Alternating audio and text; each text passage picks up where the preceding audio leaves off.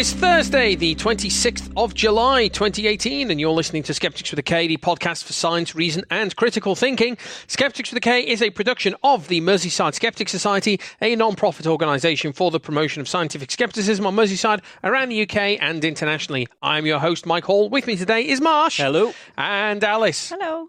So, Marsh, how was New York? Was it good? I got back a week ago as of this going out, but only a few days ago as of us recording this. Yes. Getting back from New York's tricky, isn't it? Overnight transatlantic flights, I despise. They're harder than Australia to come to and go from. See, I don't think your flight sounded that bad, but that's because I seem to have discovered I have a bit of a superpower for as soon as I get on a plane, I immediately fall asleep. No, there was no sleeping on this. It was all, from where I was sat, it was impossible to sleep in the plane. Oh, trust me, I can sleep anywhere. Well, I was sat right next to the bit where the air crew come in and out with all the food and stuff. Yeah. Which means as they darken all the lights to make it all sort of like, shh, everyone sleep. Yeah. All I get is the curtain coming back constantly and a fluorescent light shone in my face periodically throughout the course of the flight. So I spent the whole time like hand over my eye, like, oh, fucking hell, leave me alone. Pulling the curtain back. Sleep through that. So I can drink. I've been able to drink 2 cups of tea in my sleep before. So. Yeah, that's ridiculous. Were they hot? Who made them? My mum. Oh, okay. So, once when I had a particularly intensive physiotherapy session and was on particularly strong painkillers, there it is. I came back and fell asleep on the sofa, and my mum offered me a cup of tea, and I answered her in my sleep, and then she gave me my tea in my sleep, and then I drank the tea in my sleep, and then she made me another tea. Good. And then I woke up and was like, oh, why have I got a cup in my hand? And I'd managed to have it on my stomach in my hands and just hold it there until I'd finished drinking it. I watched Destiny of the Daleks in my sleep the other day. Did you really? Yeah, I woke up and it's just there on my watch history, and it's like I didn't watch that. Did you watch? Were you watching a previous episode and it ran in? It may well have ran from one into the other while I was asleep. I don't imagine. I'm really bad for waking up during the closing credits of podcasts. I put a podcast on, immediately fall asleep, and then wake up when they're finishing it off. And just get haunted by little snippets of what they've said. So you remember having listened to it, but you don't remember the content. So you can't listen. Yes, you can't listen back to it. I'm sure I heard this one already. I'm sure I heard all this. I do get that a lot. I did that a lot when I was recovering from jet lag and getting back together. So yeah, so that's weird. But New York's good. New York's an interesting place. I only went to Manhattan. I didn't go to the Bronx or Queens or Long Island. Yeah. Although I did go to, I stood on Staten Island. Okay. But didn't carry on from there because I sort of looked at what was on Staten Island and was like, I'll just go back. It's fine. Just back on the ferry again and back over. I met up with Aaron Rabinowitz from Embracing the Void podcast. Oh, yes. Who it turns out, he teaches philosophy at Rutgers University, but he also does some lighting technician work in his spare time and was therefore only at NECSS because he does lighting technician at the venue, and then NECSS was at the venue. He's like, oh, sweet! I get to see NECSS then. Fair enough. But he was a really nice guy. He's from Brooklyn, not the Bronx. And he told me to go to Brooklyn. And I didn't go to Brooklyn in the end. I was going to, because I went walking around. I did a lot of walking. I just walked everywhere, constantly, at all times walking. I spent a lot of walking when I was in Manhattan. I spent a lot of time walking as well. I quite enjoyed walking through Manhattan, and that grid system makes it quite easy to find your way around. I didn't like the grid system. No? Because you're constantly stopping to cross a road. I mean, that's true. Every 5 buildings. I think grid systems are easier to get lost on. I got completely lost in the residential area of Barcelona the first time I went because we walked out of the apartment that we were staying in and every single street looks exactly the same. It's much easier to do it when the streets are numbered because hang on, you just remember a number and you just count up and down as you're walking up Columbia Avenue, whatever it is. It's but it does mean that it seems easy to get somewhere. So I stayed in 2 different hotels while I was there. Not the same time, sequentially. Decadent. Ridiculous, absolutely ridiculous. Ridiculous, bourgeois. One of my hotels on the 87th Street. And one of the hotels you were subletting to somebody else. Down. And I wanted to walk to the High Line, which starts on 35th Street. I thought, well, that's only 50 streets. But it's not, it's 50 blocks. And a block can be a minute and a half's walk. So it was to walk there, well, that's an hour and a half to walk to there, but it feels easy because you're only talking about the numbers. So the High Line was the overground railway that was used up until a certain point and then was disused and was just there derelict. And now they've turned it into a garden. Okay. And so you can go to the bottom and there's little pizza slice places nearby and you can get a couple of pizza slices and then walk up on top and walk along the garden, sit there and watch the sunset while you're having a nice little bit of pizza. Lovely. Which was lovely. I did that one day. I did that after having walked around town with Eli Bosnick from God Awful Movies and Scathing Atheist, who decided he was going to show me all around town. And he showed me some really interesting stuff. We walked around kind of Chelsea, Chelsea Village kind of area. We walked around Washington Square. He also took me into, I forget it was a church or a cathedral, but it was certainly a religious building. And he showed me one of his favourite things, which was a particular statue that was in this church. And this statue was given to the church by what they described as the post-Weimar Germany. Right. And this is what the statue is. Wow. In the church of post-Weimar Germany. Very specifically post-Weimar Germany. AKA Nazi Germany. Wow. And do you want to describe the statue very vaguely? So it's a massive eagle made of gold. Yeah.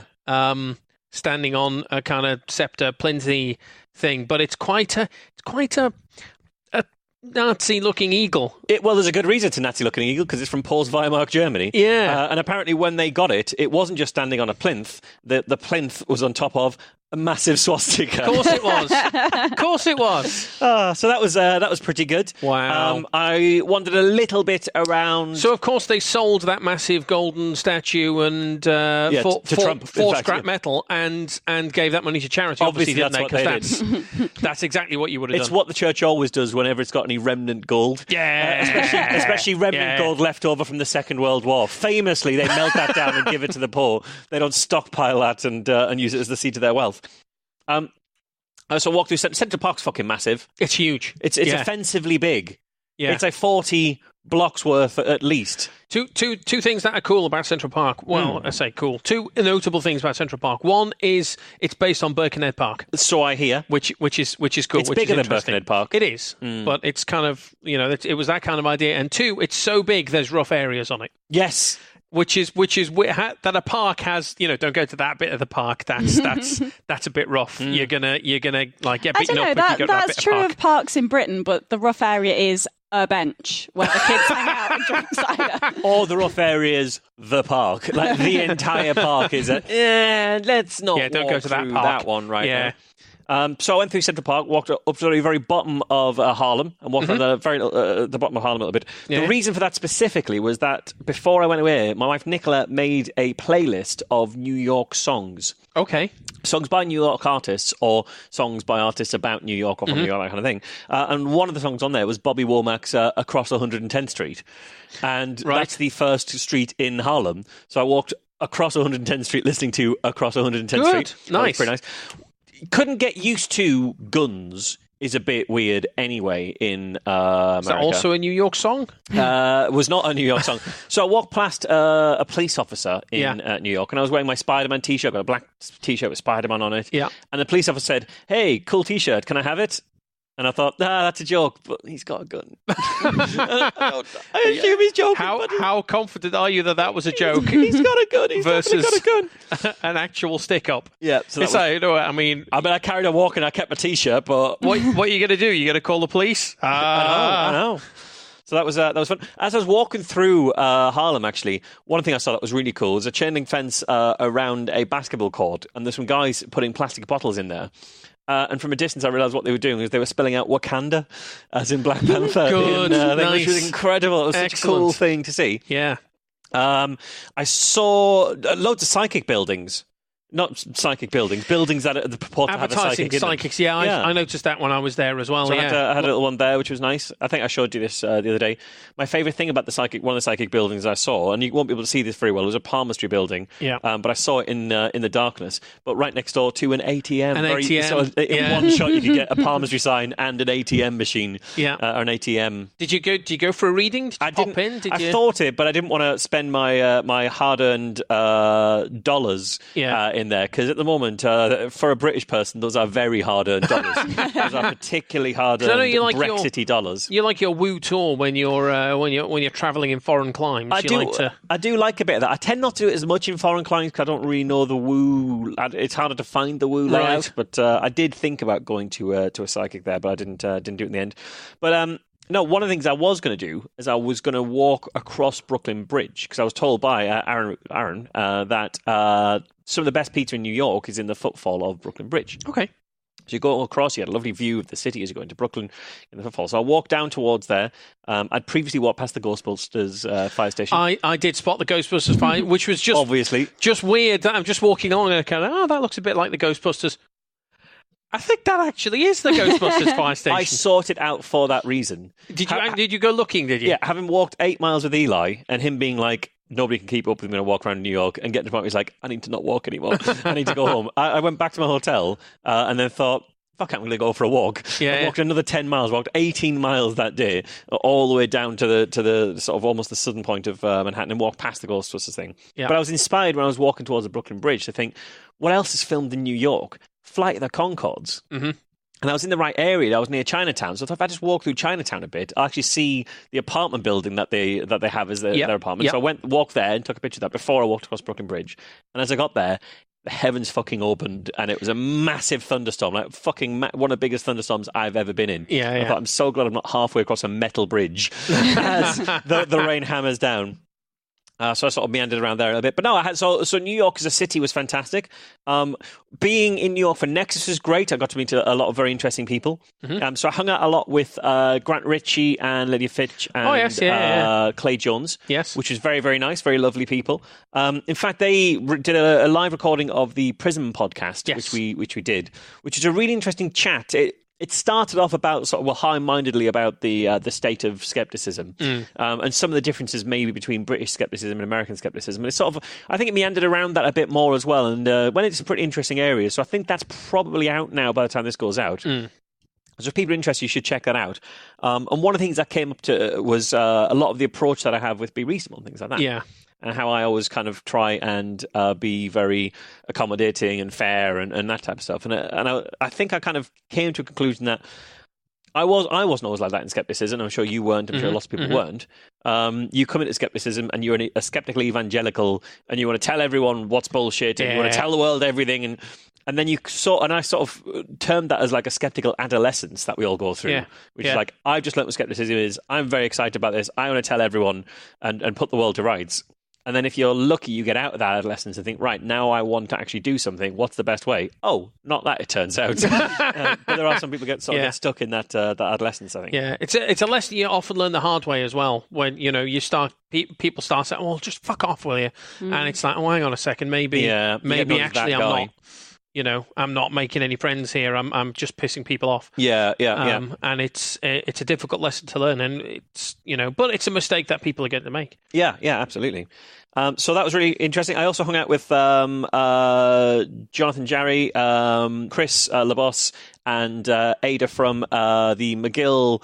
I think it's the Office of Science and Skepticism. Okay. In Montreal. They were really, really interesting people to hang out with. So Jonathan actually was bewildered most of the weekend from having constant media requests because he put out a video that went absolutely viral. Yeah, it's like 11 million views plus by this point. And it was like racking up millions literally while I'm sat next to him. It's like, it's on 10.5 million. This is so weird.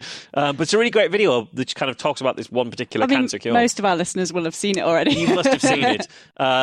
If you haven't seen it, seek it out. It was a great video about In fact, you'd seen it already and hadn't realised you'd seen it already. I hadn't watched it. It had been shared with you already. Yeah, I'd been sent the link, but I hadn't had a chance to watch it. So that was really great.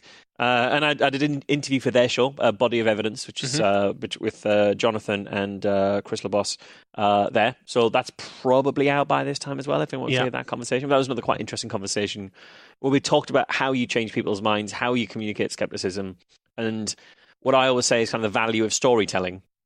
And think about what you're doing, but also think about the way to communicate what you're doing and make sure you do communicate that, because being right in a vacuum is only half the battle.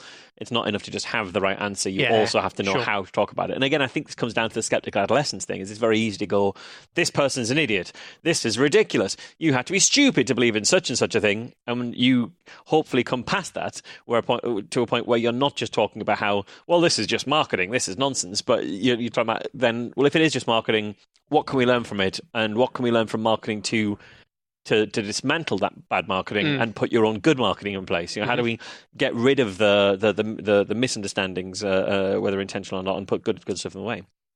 So I think that was a lot there in the Body of Evidence podcast. One of the days we went for the Impossible Burger.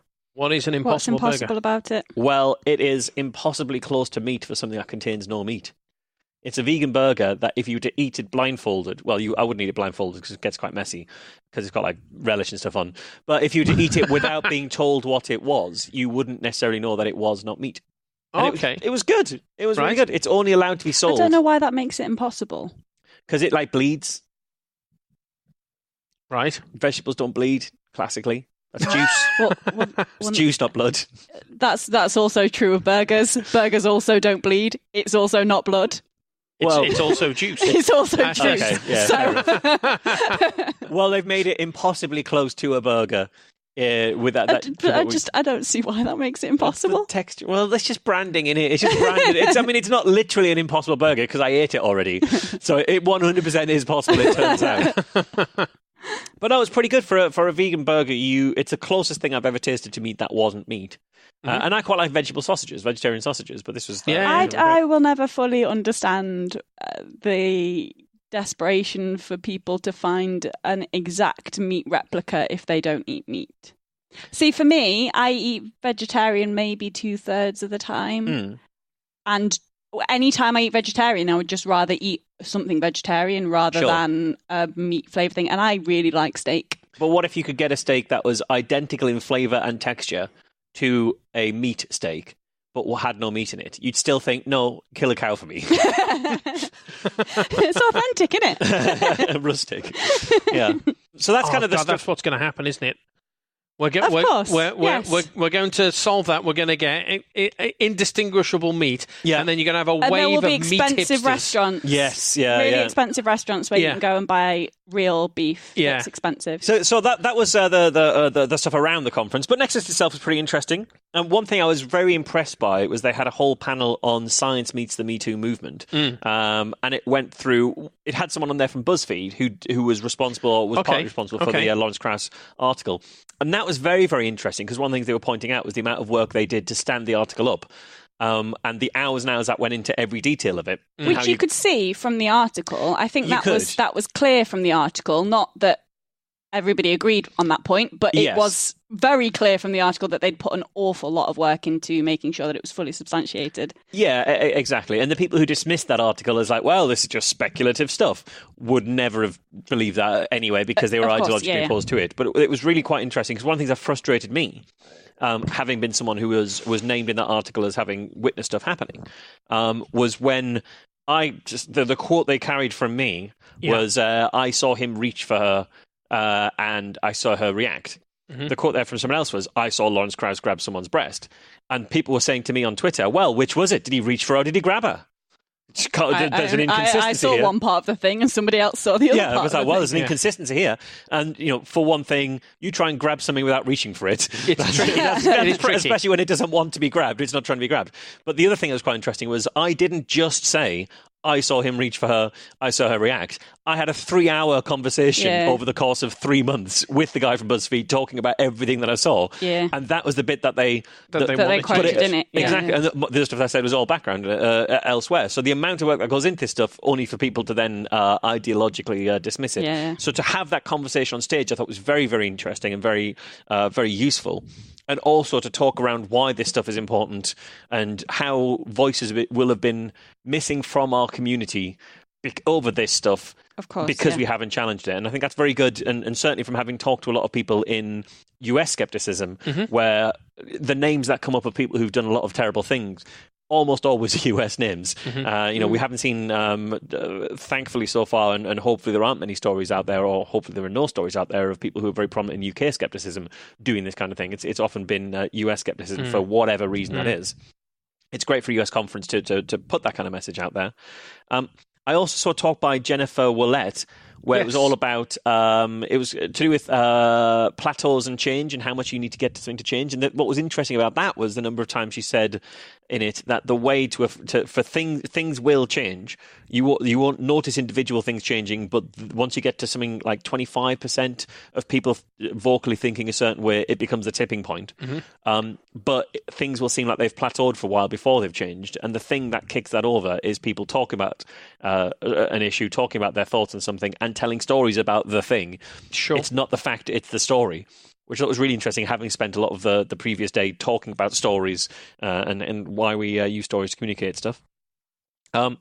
one of the things, they had a panel on gun violence, which was also quite interesting because they said, well, instead of framing this as gun control versus the Second Amendment, we should be framing this as gun safety. It's not gun control, it's safety. So safety isn't the opposite of freedom. Safety is the opposite of risk and danger and things like that. And it has to be, again, repackaged in that way. But one of the really odd things being a British person listening to that panel, which was all about, well, how do we deal with this as an epidemic? This is an epidemic of gun violence. What if we were to do this in the area of mental health, is to have checks in place, whereas if you have mental health problems, you aren't able to buy a gun, or you're limited on buying a gun for a while until certain things, or if you've got any markers of domestic violence, you're not allowed to buy a gun. And it's really weird sitting there as a British person going, or no guns. There's the no guns option, and I can understand that that's just not viable. It's not that's a ethically viable position, but a practically viable position from where America is right now. Yeah. But it was, and so I can imagine that's not why they were like, so here's how we tell people we don't want guns. But it was interesting; it was never covered as that for an international conference. Perhaps it was worth just mentioning. Now we know, of course, we could just ban guns, but that's never going to happen. In today's climate. So here are the alternatives. And it made you wonder whether the people on the panel actually thought we could just ban guns, or whether, because I spoke to people at the conference who owned guns, even people saying, yeah, we shouldn't own guns. I've got guns. You know, and you're very, very nice people. There's a guy there from the NRA who was not from the NRA. He was an NRA member in the audience of a Skeptical thing, saying, "Look, I'm an NRA supporter. I have been for decades. I'm against the guy who's currently in charge of it, but I believe the NRA is a valuable organisation for shooting practice and all this kind of stuff." So just how infused guns are into culture, even to a room full of critical thinkers who, in any other world, I think, would look at that and say, the problem here is guns. That didn't come up, and because it's a cultural thing. What did come up is that the NRA is a membership organisation. So he said, so they've got like however many million members, or however many 100,000. I think it's only a few 100,000 members, like 300,000 members. Yeah. So we've got 1 million people to join the NRA who are opposed to guns. They're a membership organisation who votes on stuff. We could subvert the NRA. I thought, that's a lovely idea to have a coup of the NRA. But the problem with that idea is that's a lot of people putting membership money in the NRA. And that tipping point doesn't happen at 25%. That tipping point happens once you've got substantially more members who are anti-guns than pro-guns. And so you're spending a long time giving more power to the NRA to do it. So I thought that was quite interesting. One of the things that really interested me, I guess, from my perspective, was, so I give the talk on the Friday, which was the Science-Based Medicine Day. Science-Based Medicine Day, so I was talking about just the science-based medicine stuff that Good Thinking's done. And a lot of people didn't know who I was, which is kind of understandable. There's like 200 people there at the conference, I think 250 on the Saturday and Sunday, but I think about 200 on the Friday. And they wouldn't know necessarily who I was, which is kind of understandable. So they didn't know what it was that I was talking about.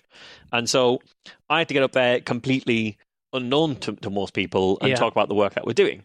And it was great then to get to the end and see how it was received. I had a lot of people come up saying, I had no idea this work was a thing that was being done anywhere. How do we do this kind of stuff? And so some of the things that, and because I thought that was quite useful, I thought maybe I'll point out some of the stuff that I talked about that I haven't talked about on the show before.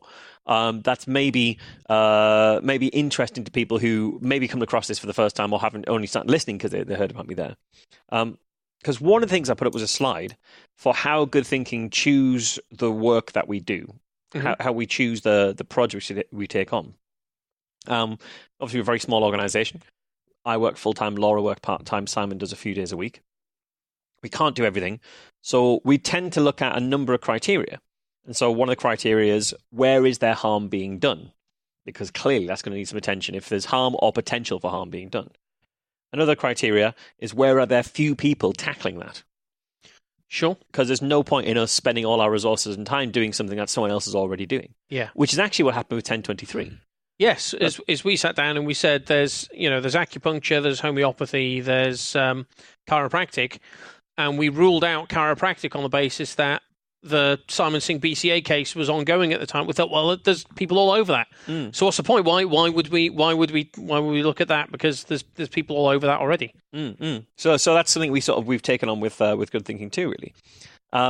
We also had one of the criteria we look at is, where is the science settled? And that's quite an interesting one, I think. I only sort of really thought about that recently, because lots of people will say to me, well, what about such and such over here? What about I'll give talks about the homeopathy work that we do, chiropractic and stuff. So what about this thing over here? So the reason we aren't talking about that is because the science is still not 100% on that. And the science might be 80%, might be 90%. Yeah. But until you can show me that there is no disagreement amongst once there is scientific consensus on a point, and it fits the other two buckets, then we'll work on it. And the last one is, where is there something we can actually achieve? Where is there an achievable outcome? Where is a tangible thing we can get to? And I think that's very important. It's something I talked about a lot in other places across the weekend, is to think, where's my goal at all times? Mm-hmm. And that's what and having an idea of your goal actually stops you being trapped in your skeptical adolescence, mm-hmm. where you just want to evangelize to the world, but what you think you want to achieve, which is to let more people recognize that that these things are harmful, is not going to be helped by you going about it that way. Mm-hmm. So if you care about the goal, you change the entire approach, because mm-hmm. your approach is counter to your goal rather than supportive of it. Mm-hmm. And so that's kind of something I showed. And then I could talk through stuff that I've talked about here plenty of times: the homeopathy NHS campaign, the homeopathy with vets work, the quack charities. I talked about the chiropractor stuff we did. Presumably because they knew a lot already, because they all listened to the show. Oh, massive listeners. Presumably that's massive listeners to the show. Is there happens. Were upwards of 3 people who went to the show, I think. I was one of them. So good. Yeah, so good. That's fine. Yeah. On this show, I tend to talk, when it comes to good thinking, about the work that I do. I don't really talk about the work that Laura does. But one of the things that Laura did over the last sort of 3 years, really, is to look at the chiropractic industry. Yes. And so we know that chiropractors routinely make misleading claims and talk about being able to treat things that they haven't got any evidence for. But how system-wide is that problem, and what can we do about it? So Laura took a survey of 100 chiropractic websites to see which ones are making misleading claims. Sure. And that misleading claim might be they're talking about whiplash, or they're talking about colic, or they're saying doctor, but they're not saying doctor chiropractic.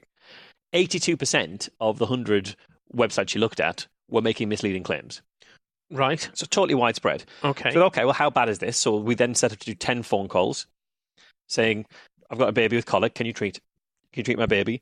50% of them would treat colic, even though it's explicitly something they're not allowed to do. So she wrote complaints about specifically those 10, first of all, to the General Chiropractic Council, and we didn't get the sense that those complaints were being investigated fully. They were being slow-walked. Nothing was really being done. It didn't seem like they took them seriously. So Laura, with Simon, said, okay, from here on in, you're getting 25 complaints every single month until you do something about it. Yeah. And she spent a year doing that and submitted 300 complaints, and they have to actually sift through these complaints and see if there's any sort of merit to them. And we were only submitting ones that we thought had merit to them. Because the General Chiropractic Council is a statutory body, isn't it? It is, yeah. It's sanctioned by the government. It's not just some industry self-regulator like the Society of Homeopaths and the British Homeopathic Association. It's a proper statutory body. Yeah, absolutely. It's a statutory body regulated by the Professional Standards Agency, or Professional Standards Authority, which itself is a government body, or regulated by the government. So yeah, this is a serious thing. They have to take it seriously.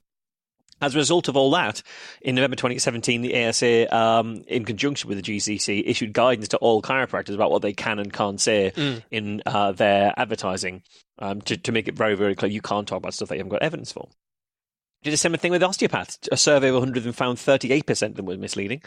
So much, much better there than the chiropractors. Mm-hmm. But calling 10 osteopaths to talk about colic, 10 out of 10 would treat colic. 6 of them would directly treat themselves, and 4 would recommend someone. Mm-hmm. So clearly a problem here.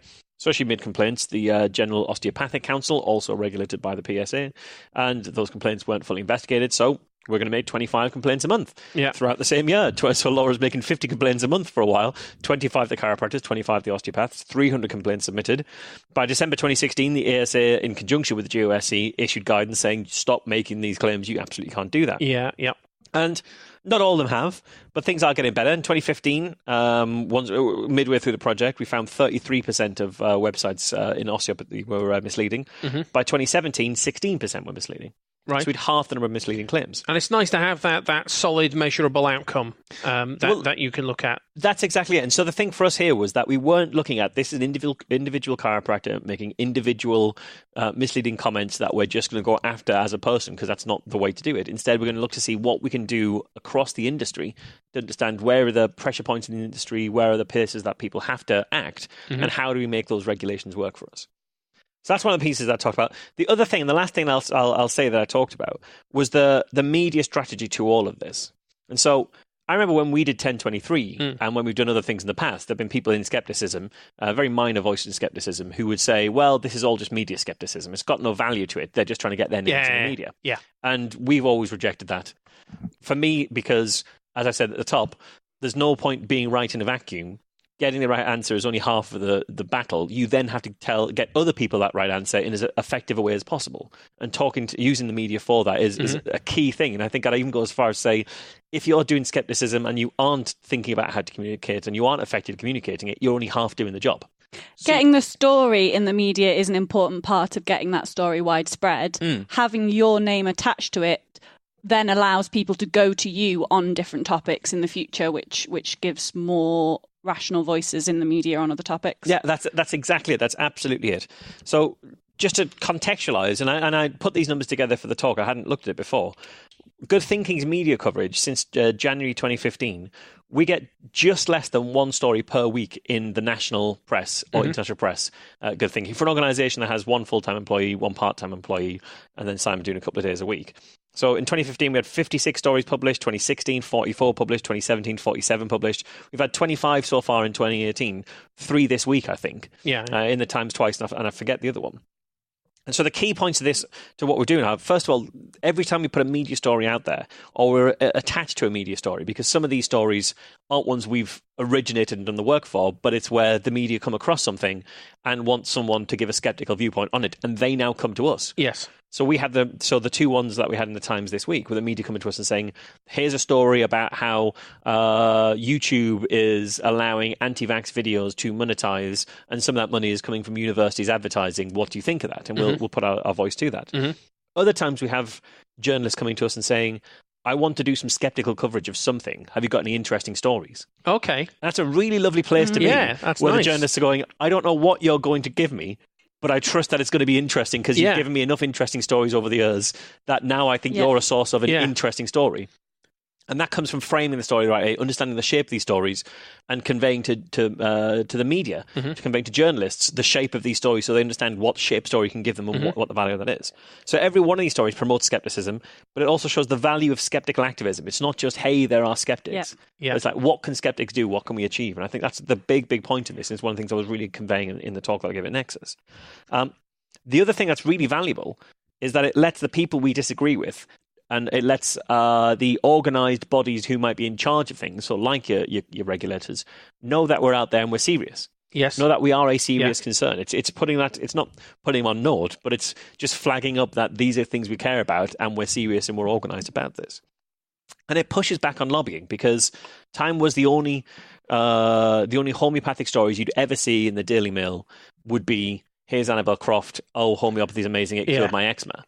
You would never see skeptical stories. But even recently, when there was a story out about the study in JAMA that said people who use alternative medicine for cancer fare way, way worse than people who follow normal conventional therapy, the story in the Daily Mail was that. It wasn't, and here are people who've tried alternative medicine and say it works. There was none of that. It was just a straight story. So it pushes back on that kind of lobbying. Yeah, and they still wheel out Annabelle Croft. They do still wheel out Annabelle Croft. On a regular basis, you get, Annabelle Croft and how she uses homeopathy to, et cetera, et cetera, et cetera. Yeah. But it's no longer just, that's the only thing that you're seeing in the press about homeopathy. Yeah, absolutely. And you have to, and when you work in the press, you sort of have to accept that. You can't just have well, they've published a bad story, so they're dead to me now. And that was something that came up actually when I was in Stellenbosch in November, talking to scientists who've been and hearing scientists who've been in the media or who've had stories published in the media talking about it. And they'd say, well, I gave them this story and the journalist didn't fully understand it clearly. He wrote it, it made no sense. It made me look a fool, so I'm never going to talk to a journalist again. So, well, that's only going to make things way worse, because now they're going to be writing about your field and not have your expertise in it. Yeah. So it's much better to know how to talk to journalists and get things across. So after my talk, a lot of people asked me for advice. How do we do this in places that aren't the UK, who don't have the same regulatory framework, who don't have the same legal framework, that kind of thing? Yeah. People actually specifically said, have you got a handbook for how to do this that we could copy and use elsewhere? And I was kind of stumped by that, because I'd never thought about it that way, and I'd never thought about it in a way of advising people what specific action to take. So having thought about that subsequently, I've got a few things that I do want to, if people are thinking, how can I be a skeptical activist? There's a few things that I would say that have came to me subsequently. First of all, I would say it's important to understand what's out there. So one of the first things that I did when I joined Good Thinking and I was traveling around giving talks in places was I would visit all the different pseudosciences that I could to know what it was like. And that's how you turn up the fact that chiropractors are talking about colic, or that someone over here is selling a balance bracelet using applied kinesiology to protect you from Wi-Fi. The flat earthers are really conspiracy theorists. Yes, yeah, exactly. Absolutely. That's a perfect example. You turn that up. You turn that material out. You turn that understanding out by being out there. I'd also say try not to be daunted by the scale of things. It can be very easy to say there's this massive world of pseudoscience I have to push back against, and I'm so small, I'm not going to push back against this massive world. But actually, if you just find a little corner of that world to push back on, you don't need to push the whole thing back. You can chip away at a corner. That's where having the meetable objectives is useful, by having something you can actually work towards. Yeah, absolutely. And it's something we did with 1023. I think I look back on it, I think it's very strange that we did 1023 in January 2010, having formed the society in February 2009. Yeah. And we were planning it from like September. Yeah. And I think we were helped by the ignorance of scale. Yeah, our own naivety. Yes, naivety was absolutely it. We weren't burdened by an awareness of scale. Yeah. And that allowed us to go ahead and do something. And I think if we were thinking, right, we're going to be front page of the national newspapers today with this massive thing that's going to eventually limit the sale of homeopathy or lower the sale of homeopathy in Poland, we'd have found that very difficult. So try not to be daunted by scale. Just start, and anything you can do to push back against pseudoscience effectively is itself valuable. It doesn't have to do everything. Understand what your skills are, what skills you've got available to you. You made the howdoeshomeopathywork.com website because you're a web developer. Yeah. It still gets loads of traffic. It was recently translated into Italian. Yeah. It was a fun little thing that you as a web developer could do. Not everyone can do everything. Not everyone can put together a podcast and be the next Skeptics Guide or Skeptoid or whatever. Yeah. Think about what it is you want to do. Think about what the value of that is. If someone's already doing it and doing it better than you could do it, or you aren't certain you can do it better than them, do something else. Find another use of your talents. It doesn't necessarily need expertise. So, Alice, I mean, you are a PhD level cancer researcher. You have expertise. I have no real expertise, and certainly when I started in skepticism, I had zero expertise. I'm not special.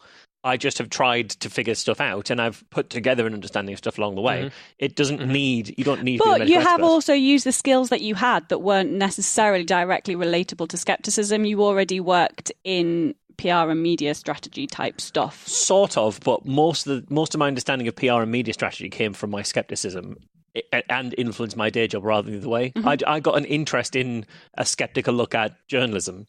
And then that's how I developed all my sort of understanding of PR and understanding of journalism, really. But before that, I didn't really have any. And now you lecture to journalists. Now I lecture to journalism students, exactly. Yeah, having had no journalistic training and never worked in a newsroom. But yeah, you don't have to have expertise. No, exactly. You also don't have to have an organisation. So I was talking to some people saying, well, I'm not part of a big organisation, or I've been part of an organisation. All we ever do is we end up having long conversations about what we want to do and we don't get anywhere. And it's like, all right, don't do it through the organisation. Do it on your own. Get a couple of friends together. Find someone else around who's doing a thing, who's interested in doing a thing, and go off and do it, really. It doesn't need an organisation. Think about your style. Think about what you want to achieve and cut your style to fit what you want to achieve rather than the other way around. It's that thing of thinking about your goals and think about how you communicate, how the style, the tone. It's really, really important. Sure, yeah. If you are an organisation, again, goal first, and then compare everything to your goal. What am I trying to achieve over here? Right, every single action that I take on that project, does it bring me closer to that goal or further away? Yeah. And even if you love an idea and it doesn't get you closer to the goal, jettison it, come up with something else, because the goal is the important thing. Think about how you want to communicate. Think about the media, especially when you're talking to the media. So the media aren't these walled-off people. They're not faceless. They are human beings. So when the media publish a story that's rife with misunderstandings and miscommunications and misleading facts, You don't have to say, well, here's the Wall Street Journal or the Washington Post saying something stupid. You can say, oh, what's that journalist called? I'll drop them an email and say, here's the reasons I think you've got the wrong end of the stick here. Be nice, be friendly. People don't mind being corrected if you can do it in a constructive way. If you can be nice about it, yeah. And if they've dropped the ball and recognise they've dropped the ball, they won't do it next time. They'll be better next time, or they might talk to you next time. But also, if you're telling the media a story, recognise that they're busy. They haven't got the time to figure out what the story is. They've got a load of stuff to do. They get 1 million emails a week. Make it. It's just a good rule for life. If you That's true. If you want anyone to help you with something, do as much of the legwork as possible. Yes, yeah, and be as clear as possible what it is that you want them to do. Yeah. And that's how to communicate it. So I'll leave you with just a shopping list of some random things you might want to do if you want to be a skeptical activist. So you could go visit a woo, go visit a pseudoscience. Learn about it, see what it is, do something, take part. You could write about it, you could stick it on a blog, you could talk about what it's like going through these experiences. Someone who goes through that might then find it. But be fair.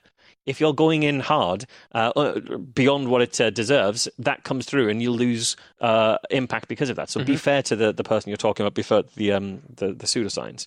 If there's already an existing campaign that you like, write to them and say, can I help? Is there anything I can do? People need hours. They don't necessarily know how to use those hours.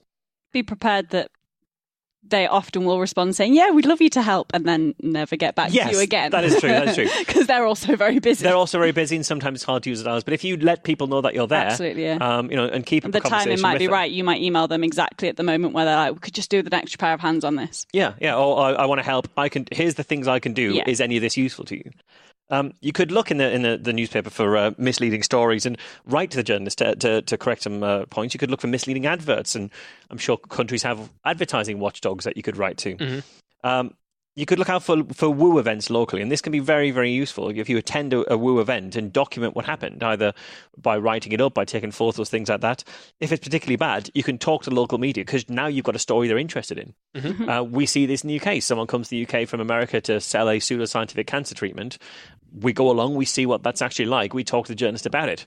We can't necessarily get them to do anything about that event, but the next time that person's in town, they'll do something about it. Yeah. With America, it might be that the person you go and see is now speaking at the next town over or the next state over, but they've got media, they've got local papers, so you now have the story that local paper is interested in. You can find a local journalist and talk to them. So there are lots of things to do. Don't be daunted by the size of it. Don't feel tied to organisations if they aren't doing the things that you'd want to do, and don't feel like you can't make a difference because we're all here, testament to the idea that even a little bit of time can start to have an effect. So, Alice, what you been up to?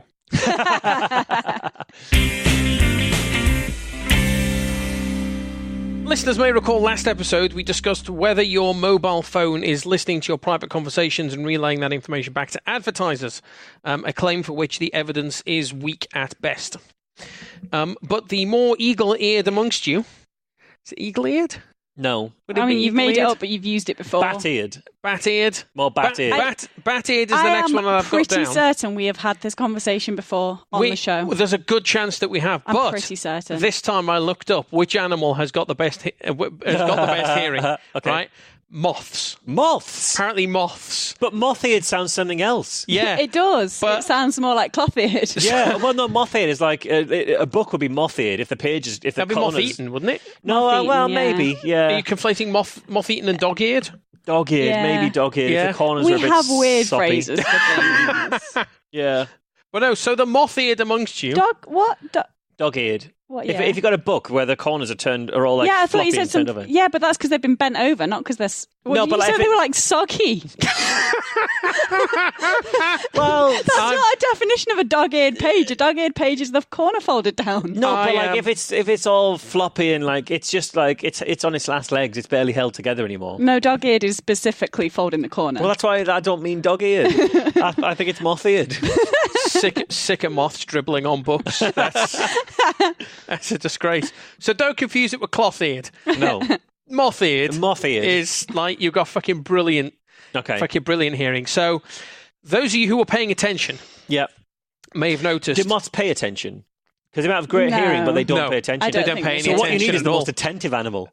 a combination of great hearing and attention. Is a lupin who knows you've got something that might be edible. Eared. Yeah. Yes. Yeah. Or lupin who's just stolen something that isn't edible and knows you might catch him in a second. Yes.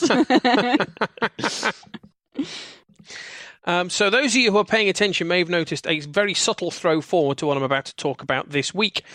One example I gave of a privacy risk involving your mobile phone was about taking a porny photograph of yourself to send to your significant other or others. Because, of course, it is entirely possible for someone to have more than one intimate or romantic partner at a time, and for that to be entirely okay.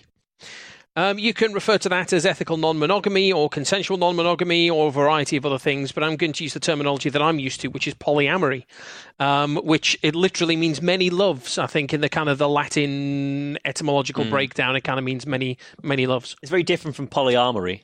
Which is where you have multiple armories. Yeah, many guns. Many guns is what that is. Many guns. America has exactly. polyamory. Yeah, they're all polyamorous.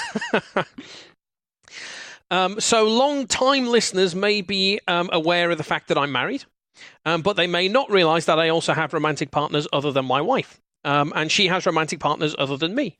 We identify as polyamorous, which is something that some people find shocking, and maybe understandably so, because culturally we have this idea that there is the one, that perfect partner for you, the single amazing person who completes your story, who yings your yang, who morecambe's your wise, and so on.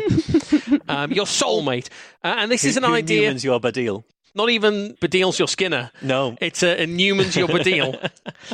The idea is so deeply ingrained in our culture of this single person who is the right person for you. It's the plot of every movie. It's the theme of every song. Finding that one person who is brilliant and completes your story and is amazing. It's a massive, massive cultural theme.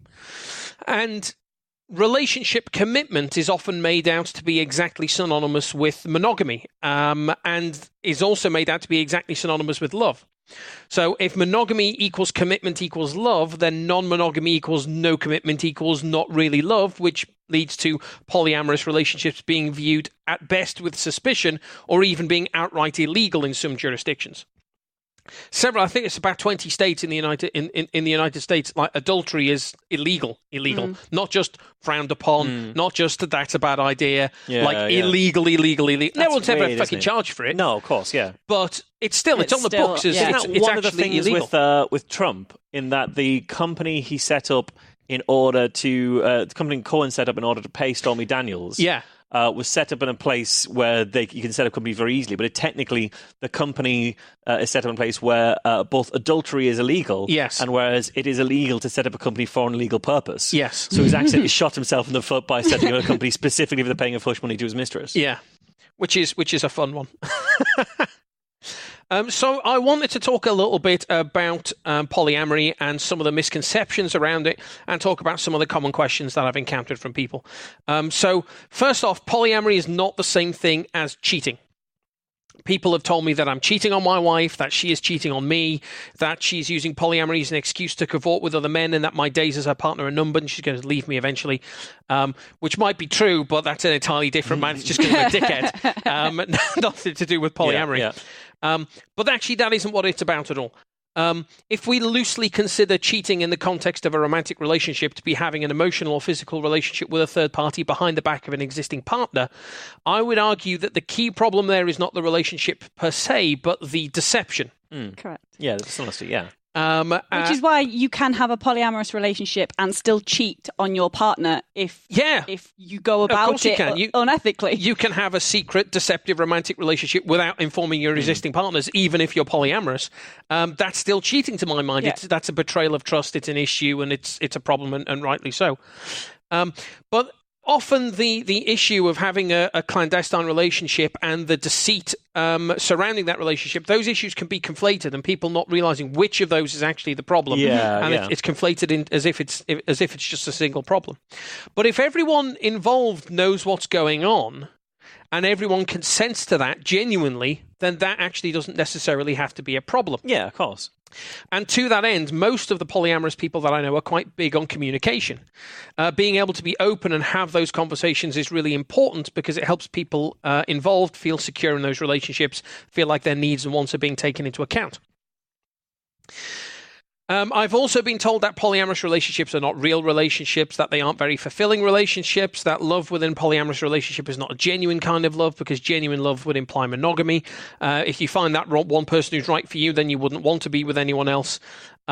Sometimes you see love treated as if it were a finite resource, that you only have enough love for one person and one relationship. So if you have multiple relationships, you must love each of them less. Right. Which my usual rebuttal to that would be, do you think your parents loved you any less once your siblings were born? Yes. Yeah. It baffles me that people can't just immediately see that issue, because people put romantic love inside this very special box and is entirely separate from any other form of love. And so they think that that's finite and don't even try and understand how other forms of love are clearly not finite, because yes, they will have multiple children and love them equally. They will have multiple platonic relationships and love people evenly. But romantic love, there's only a little bit of it. It's just a tiny bit. Don't waste it. Person. Don't waste that romantic love. It's like pixie dust. It was an interesting thing that I discovered while I was researching this story, as well as how the definition of monogamy has actually changed over the last 100 years. Because as recently as about 100 years ago, monogamy meant you married someone when you were a virgin and you only had a relationship with that person for your entire life, and then you died. Now monogamy means serial monogamy. It means you date one person exclusively, and if that falls to bits, you date another person exclusively, and as long as they don't overlap, that's fine. That's monogamy. That's okay. That wasn't what monogamy meant a long time ago. And actually thinking about the words, monogamy is actually about marriage. Yes. The opposite of monogamy is not polygamy.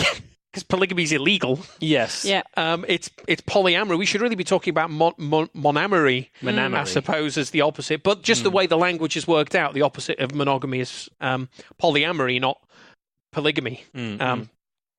But without wanting to get into too much woo territory here and start harping about humans being endless fountains of love and affection springing forth from our hearts, having been in monogamous relationships and having been in polyamorous relationships, this idea of a finite amount of love actually kind of really doesn't stack up. You do have a finite amount of time, though. That's got to be a big issue. That is a bigger limitation on polyamorous relationships than how much affection that you've got kicking around for people. Is like, okay, I can't possibly have 7 partners on the go because there's only so many fucking days in the week. You know, and I'm sure some people do. And what those people do is make judicious use of Google Calendar. I was going to say, Google Calendar can only solve so many problems.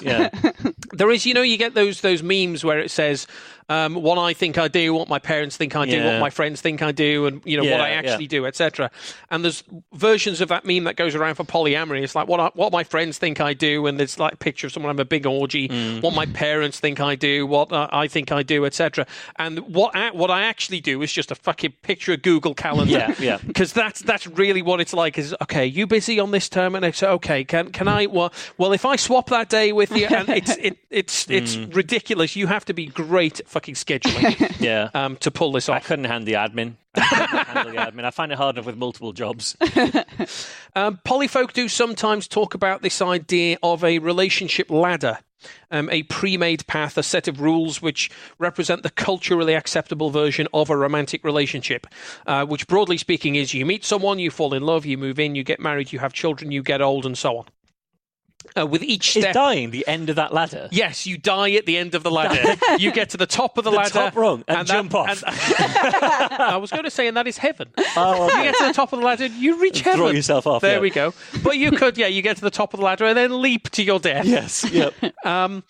But each step on the ladder is the natural precursor to the next. And when you marry somebody, people start asking you, well, when are you having kids? Yeah. When you... That's why, like, me and Warren have been engaged for like 8 years now and refuse to get married because I don't want that question. And when you move in with somebody, the question is, okay, well, when are you getting married? And each step on the relationship ladder is seen as the precursor to the next one, just culturally.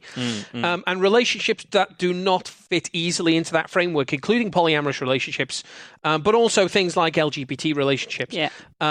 Those can be looked down on as less than the platonic ideal of love that is what love should be. But of course, relationships don't have to follow that framework. Not climbing the relationship ladder does not mean that your relationship is invalid. Not planning to move in together doesn't mean you're not really in love. Not planning to get married doesn't mean that your relationship is somehow less or invalid. And of course, because this is Skeptics with a K and just sitting in telling you what I reckon perhaps doesn't always cut the mustard, there has been research on this. Okay. So I've got a paper. Right. So in 2014, the Journal of Sex Research published a paper titled Need Fulfillment in Polyamorous Relationships, which interviewed 1,093 individuals who were in 2 concurrent romantic relationships. Okay. Exactly 2. Exactly Not 2. 2 or more. They didn't go with 2 or more. They just were looking at people specifically in 2 concurrent and how many romantic people was relationships. 1,093 people. Okay, so it's like just over 500 in each relationship. Possibly so. Yeah, can't really that, mate.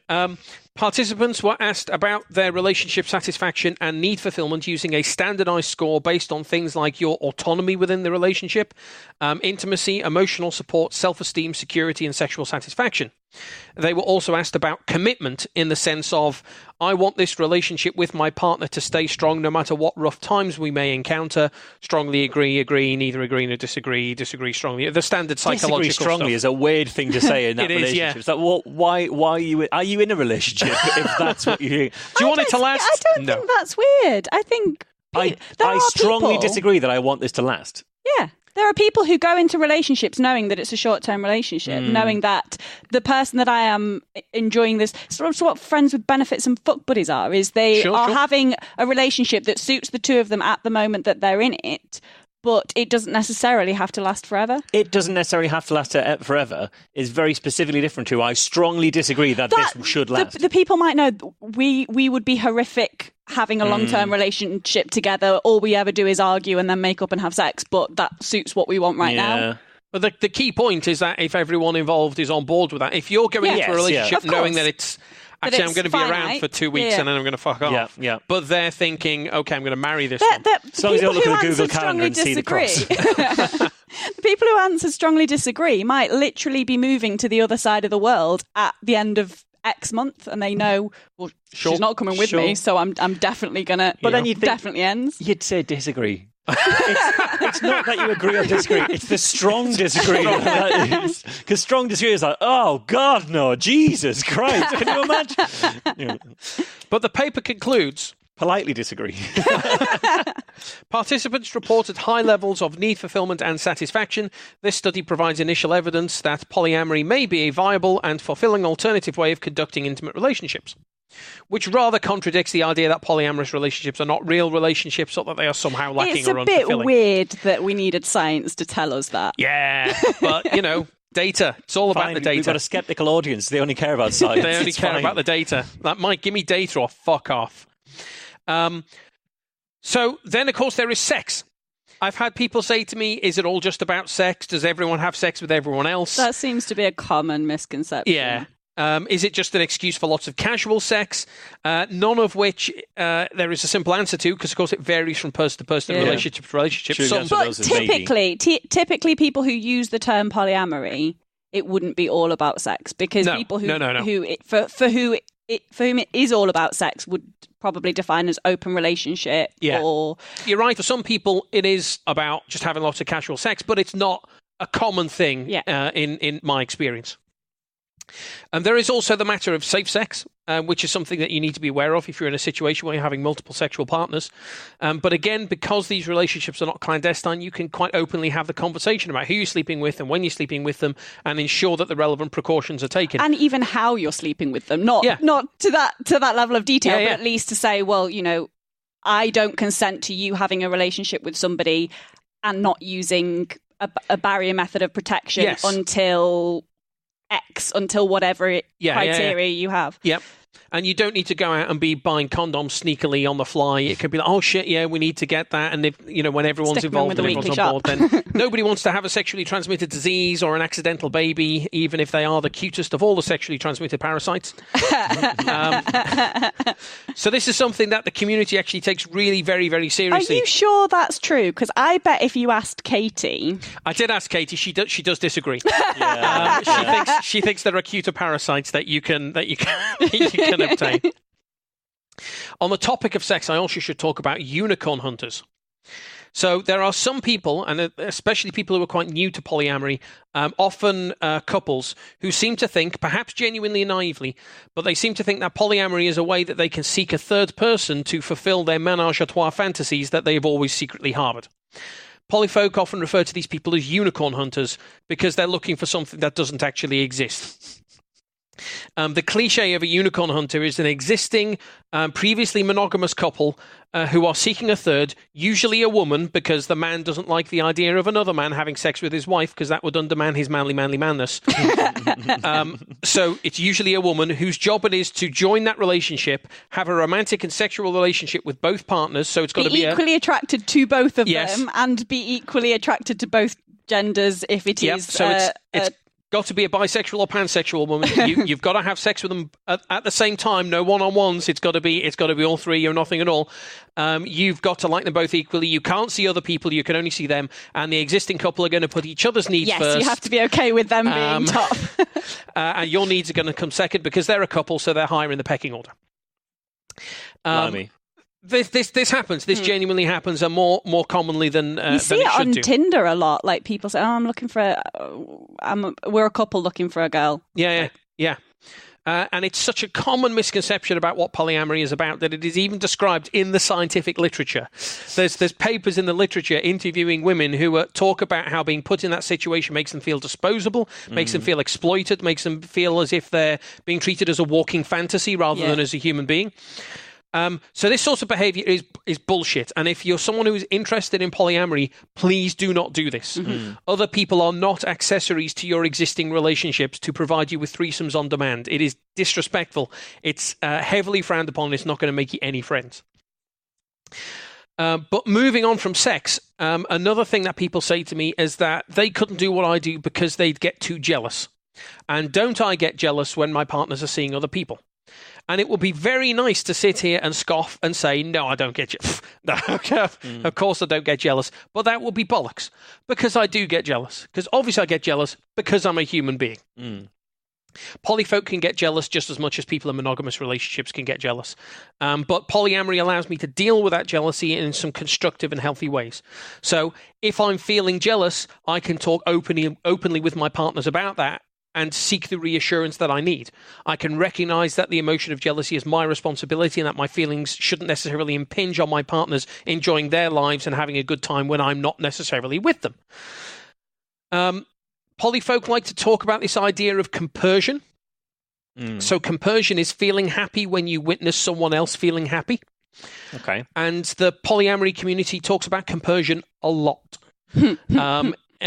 They talk about this all the time, arguing that rather than feeling jealous when your partner is having a good time when you're not there, maybe you should feel happy that they're happy. That's going to be hard to then to argue you should be feeling something else. Yeah, it's something that you have to do. It's a misunderstanding of what feelings are, isn't it? Yeah, it's something you have to do consciously. It's something you have to recognize. I'm feeling jealous. Why am I feeling jealous? I need to address that feeling. Maybe I should be feeling something else. And you can train yourself to do it. It's not something that comes very easily or very naturally. But hey, neither does skepticism. True. We are creatures of fucking woo, and you have to train yourself out of that mindset. But the important part of that process is the understanding why you feel jealous part. Yes. It's like poly people have worked out the antidote to jealousy can be their antidote to jealousy is understanding why and then moving it in a different, more productive direction. Yeah. Whereas people who have more conventionally monogamous relationships have the antidote to jealousy as have more control over how this relationship works. Yeah. And jealousy is often conflated with the fear of losing something or someone. Exactly, which it doesn't necessarily have to be, but you have to understand why. It's that analysis of why you're feeling the feeling that you're feeling. If one of my partners is spending time with another one of their partners in a monogamous situation, I might be, if they were spending time with, if Katie was spending time with a male friend and spending an awful lot of time with a male friend, and we were in a monogamous relationship, that might be. I might be justifiably scared that she might come to prefer spending time with that person than she prefers spending time with me, and so leave. And in a polyamorous relationship, of course, there's still a risk of that happening. Yeah. That she might spend time with another partner and say, you know what, actually, I prefer spending time with this person rather than spending time with and who would blame her? But because those relationships are not clandestine, those things can be discussed and handled before it gets to that point.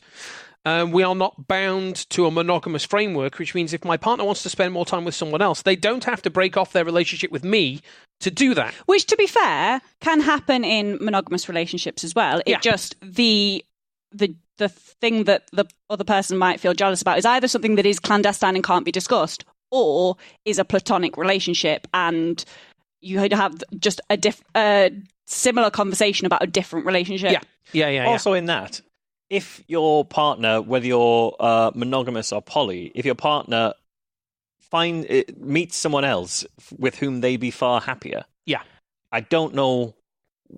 It feels odd to say, so they definitely can't meet someone else, because I don't want them finding out that there's someone who can make them happier than I do. Yeah, it's an odd thing. I need to hide them from other people lest they be taken away. In either sense of these things. It's kind of, well, if your partner was going to go and meet someone else and be happier, it's better than that happens than they be unhappy and you feel like the other thing is that our society has this big importance around that ladder that you've got to get to this stage, and by the time you get to 30 and you've been with somebody a while and the pool is smaller and everybody's paired up, and it can feel it's more of a big deal to lose the person. I mean, it's always going to be a big deal. It's never not. No, I don't. If my wife met someone else who she felt would make her substantially happier, I'm going to be pretty devastated by that.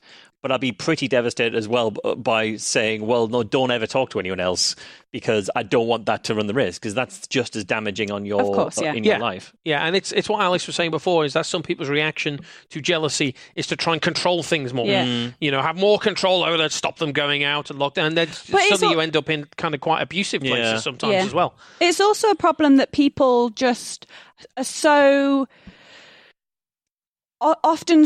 Our society tells us that we have to get everything from one single person, which isn't practically the case. Like, it's not just rarely the case. It isn't practically the case, but people have this conception that a romantic relationship is entirely different from a platonic relationship, and so they say, "Well, I have to get everything relationshipy from that romantic partner," when in actual fact they still in everyday life get some things from friends that they don't get from their partner. They're just not things they class as relationshipy. So going to a gig with a friend who likes the same band as you because your romantic partner doesn't like that band.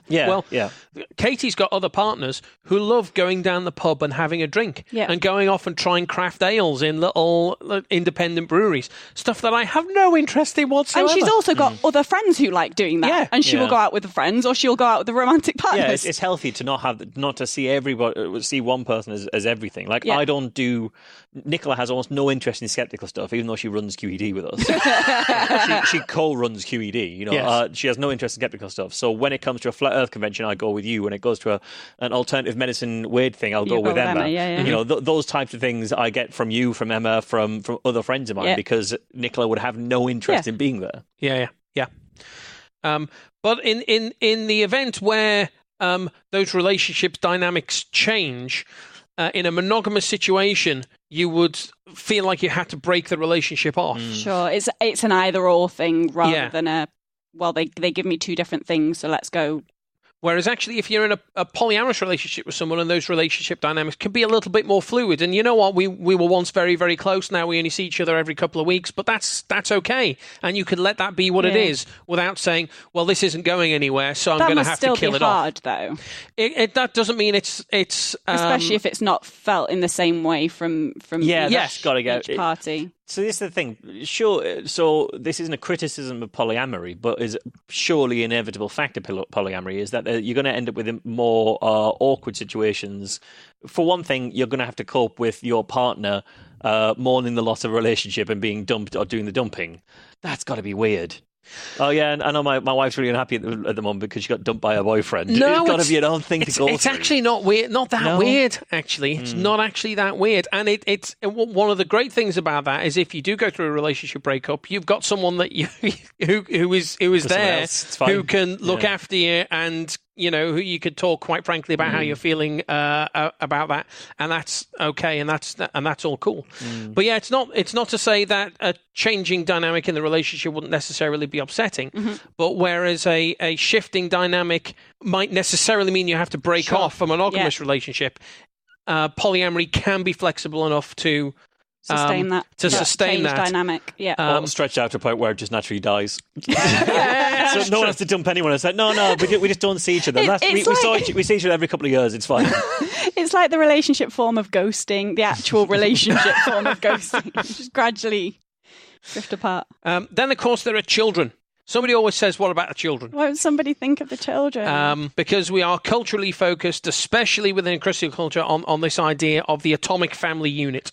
Mother, father, children. I know a few poly people. I know many who are just not interested in having children, and that solves that problem. But I do know people who do have children, who have shared households with multiple people in those households and multiple relationships within those households, and have kids, multiple kids split across different relationships. Clearly works for some people. It must be a fucking ball ache, but it clearly works for some people. So this idea of the atomic family unit is widely culturally accepted to be the best and most healthy environment to raise children in. And yes, you can raise children. You can raise children as a single parent, but both parents will be better. That's kind of the way it's set up. Yes, you could, if you're a lesbian couple, you could raise children. That's fine, but actually, a mother and father will be bad. That's kind of the way it's bullshit. People think that way. It's bullshit, but that's the way that it's viewed. So raising children outside of this context is seen as something that's going to lead to them, to the children being emotionally damaged by the experience.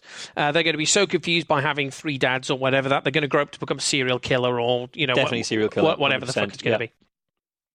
But actually, the evidence for this claim just isn't there. Now, the research in this field isn't expansive. Part of the reason for that, it turns out, when I've been looking into this, is researchers report that polyfolk are reluctant to get involved in cohort studies about this because they're scared of the government coming and taking their kids off them when they realise that they're being raised in a 3 or more parent household. Which I thought was an interesting little bias that makes studying that difficult. Yeah. It seems unsurprising to me if where you're going is that there is no detrimental effect. But it would be unsurprising to me if there was even a slightly positive effect, because we traditionally have grown up in large families, and those families don't in large social groups. So you would have my mum grew up with her aunties all around her at all times, and older sisters and things like that. So having another adult who loves you in your life seems like an easier thing. There are evolutionary biologists who argue that's why we go through the menopause, because then the grandmother is not of reproductive age when her offspring has children, so can help rear that child, and it's not a competitive thing. And also, I believe there's similar evolutionary psychologists who say that's also why homosexuality is an innate trait in species, because it means there is not a naturally reproducing pairing there, and so they're more able to be sort of spreading that attention around children to help raise the society's children. Yeah. And also, this idea of the atomic family unit is something of a myth. Yeah. At the point where that supposedly existed, where it was all mother, father, children, and it was the atomic family unit, and wasn't it brilliant? 4 children. Say back in kind of 1950s time, where the father went out and he was the breadwinner, and the mother stayed home and looked after the etc. etc. etc. Actually, in those times, you would have the and this is what I'm told by my parents and the people that they know, is the kids on the street were all running in and out of each other's houses, and everyone on the street looked after all of the kids. And actually, this atomic family unit was never responsible for looking after the kids. Yeah, we were always in and out of our auntie's house. My mum had 8 brothers and sisters, and they all had several kids all around the same age. So we were brought up kind of collectively in that way. Yeah. So the most prominent research that I could find on this was by Dr. Elizabeth Sheff, who is an American sociologist, and she's written extensively on this topic, not in the published literature, but she has written a book on it, which is not ideal. But this is the best research that I've been able to find. Now, her research involved interviewing polyamorous people over a 20-year period, so she could track the the development of those relationships and children that came out of those relationships as well. That showed that polyamorous families with children can provide a healthy, loving, and supportive environment to raise children in. That just wasn't a problem. That isn't to say that it was entirely without problems. Children may face social stigma for it at school, for example, or they may struggle following a relationship breakup. If you've got a relationship where there's several adults... Stability was the one thing I was going to say, is that if you've got several relationships going on, then there is a good possibility that one of those relationships will break down just statistically. Yes. So you're more likely to experience relationship breakdown. But those problems are not actually specific to polyamory. No. So children raised by gay couples or interracial couples may also face the social stigma. And monogamous couples can break up. In fact, I think the divorce rate in the United States, I don't know about the UK, but the divorce rate in the United States is about 50%. Monogamous couples can break up and leave and have one parent leave the family, which is disruptive there as well. But that's interesting then, though, because in that situation, it's kind of like that's an all your eggs in one basket kind of thing. Is if you're to set it in this kind of way is for that child's upbringing, you're gambling on that relationship working. And if it doesn't, then they're definitely going to suffer from whatever happens when they lose a parent, when their parents are no longer together and they have to split up kind of thing. Whereas in polyamory, your eggs are spread across several baskets, but are more likely to be crushed on an individual level. Is that if you are someone with three partners, statistically relationships don't last. Three relationships statistically individually are going to be subject to the same statistics. So one of those. So you're more likely for your child, if you have three partners, to experience the loss of someone they would consider in a parental role, but still have others as a backup. And that depends on whether polyamorous relationships break down at the same rate as monogamous relationships too, or even approximately the same rate. So I don't know. 50% with monogamous, even if it was 35% with polyamorous, the three of them would still put it over. Yeah, absolutely. And that's exactly why we do it, of course, is spreading the risk. That's risk aversion. That's the only reason. That's the only reason we do probability. it.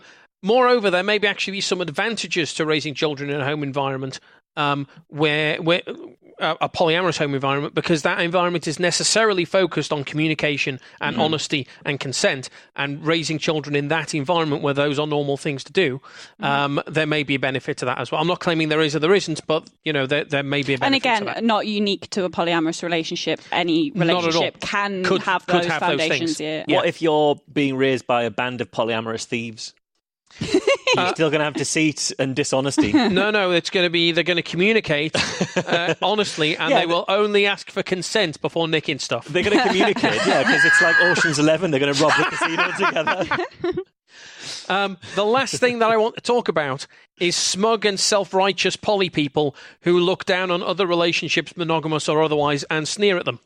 There are smug people in every group, aren't there? They're going to exist. Because despite what some polyamorous people like to claim, polyamory is not right for everybody. It's not the answer. No. It's not the enlightenment. Some people are very happy with monogamy. It works really well for them. They have great communication. Everything's amazing. And it is unfair for polyfolk to look down their noses at monogamous people as if they are somehow not as good as these enlightened people who practice poly. Fuck that. And also, fuck poly people who think that their version of polyamory is the only and best version of polyamory. Because there are 100 different ways that you could structure a polyamorous relationship. Some people have got hierarchies where some partners get preferential treatment and some of them don't do hierarchies. Some people have a triad where three people are all involved with each other, or you have a closed triad where three people are involved with each other, but they're all exclusive to the triad. You have a V where there is an anchor partner who is dating two people who aren't necessarily dating each other. Some people do don't ask, don't tell. Some people have got lots of casual partners. Some people have got one or two very committed partners. Some poly people are in relationships with monogamous people who aren't otherwise interested in polyamory for themselves, but they're happy for their partner to pursue it. And in each and every case, it is about what is right for the people who are involved, and someone external to that does not get to look down their nose on it and sneer. And I realise that I'm being a hypocrite here because I had to go at unicorn hunters. But you know what? If you're able to find yourself a unicorn and she's happy being secondary and she's happy with the rules and restrictions and everyone involved is fully aware and consenting, then good on you. Enjoy your fucking unicorn. So long as everyone understands what is going on, I don't think that anyone has any business dictating how someone else handles their relationship. The only feature, the only rule that I think can't be broken is consent. So QED, tickets for QED are still available. No, they're not. They're not. They're not. Sold out. They're gone. Sold out, mate. ages ago. It's not like we didn't fucking say. It's not like we weren't on this We show were saying it's going to sell out really quickly. saying get your fucking ticket, because if you don't, you're missing out. And they went. Yep. We said we'd break even by June and sell out by the end of July, and we've done that. Yeah. It took about 2.5 months, I think, for QED to sell out, which is astonishing. I think it's the fastest selling QED we've had, which is because we're not going to have one in 2019. Yeah. So if you haven't got your ticket to QED, there is a waiting list where you can email us and say, hey, if there's any returns, please can you consider me. Be warned, that is a long list, and there are few returns. It is literally a long list because I have that list. It is quite long, but put your name on it. You never know what will happen. We do tend to get very few returns at QED. The last time somebody got a ticket off the waiting list, you got a new video guy.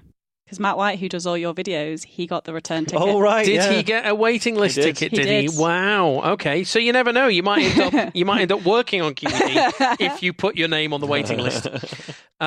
We can announce, however, we just announced this week the lineup for the Saturday night at QED. We can. So we'll start off. We're going to have the comedian Alan Cochrane. Yeah, well, we're going to have the Occam Awards. Of course, the Occams are going to be back. Of course, the Occams are going to be back. Theirs are going to be back. Which is going to be fantastic. We're going to have Alan Cochrane, who I really like Alan Cochrane. Alan Cochrane's brilliant. He is. I mean, you could always just tell Australia to fuck off, Alice. And just come to QED. At the last Edinburgh, I'd said I really wanted to see Alan Cochrane because I've not seen him for ages and I really, really like him. Yeah. And then you refused to see him, so you booked him. He'll be good. I'm actively doing my best to make you specifically jealous about this QED. Yes. What you need to do, Alice, is convert that into compersion and just be happy that we will enjoy seeing Alan Cochrane. That only works if you stop being dicks about it. Yeah, that's a fair point. That's a fair point. I'll be very happy for you if you're not a dick about it. So Alan Cochrane did QED for us. I think he did the third QED. I think. Yeah, or second. I thought it was the second. I think it was the second. So it'd be nice to see Alan come down again and come and perform for us at QED. We are also going to have, and if you listen to George Hrab's podcast, you might have had an inkling about this, is that George is going to be performing his show, The Broad Street Score, at QED on the Saturday night, which is a show that George wrote specifically for touring to skeptical events. Yeah. So that's going to be brilliant with the Broad Street Score. It's going to be cool. So you can find out more information about QED at QEDcon.org. If you already have a ticket, you can go there to find out the things that are going on, because we'll be making more announcements there in the coming weeks and months as things start to ramp up. We've got a few things that are just about teetering over the edge where it's at a point that we can announce them. If you are not coming to QED, you can still go to QEDcon.org and just look at it and feel compersion about how good QED is going to be when you're not going to be there. You can follow the hashtag during the weekend and see what you're missing out on. That's got to be tough.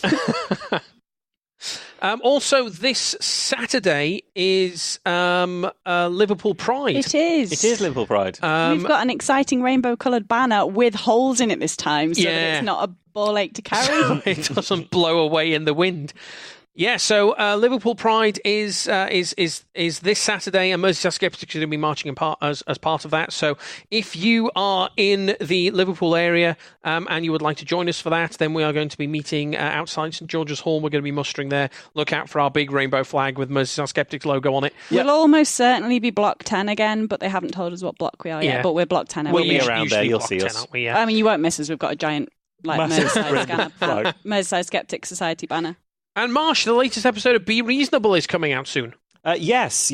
So this should be an interesting one. I spoke with Mike Davison from the Core Issues Trust, which is an organisation that, according to their mission statement, helps men escape from same-sex attraction through the power of Christ, effectively. Okay. Does it compel them? It does. It doesn't necessarily compel them, and certainly not with the success rates that they wish they'd had, because that stuff is harmful and not effective. So we had a long conversation about why he's involved with that, why he set that up, what he does, and why he does it. And I think listeners will find it an interesting conversation to have, very much in the space of hearing out someone with whom I very much disagree to try and understand their motivations and things behind that. So yeah, if listeners want to listen out for that, you'll hopefully hear an interesting conversation. That'll be out next Monday coming up. Aside from that, then, I think that is all we have time for. I think so. All that remains is for me to thank Marsh for coming along today. Thank you. And thank you to Alice. Thank you. We have been Skeptics with a K, and we will see you next time. Bye now. Bye.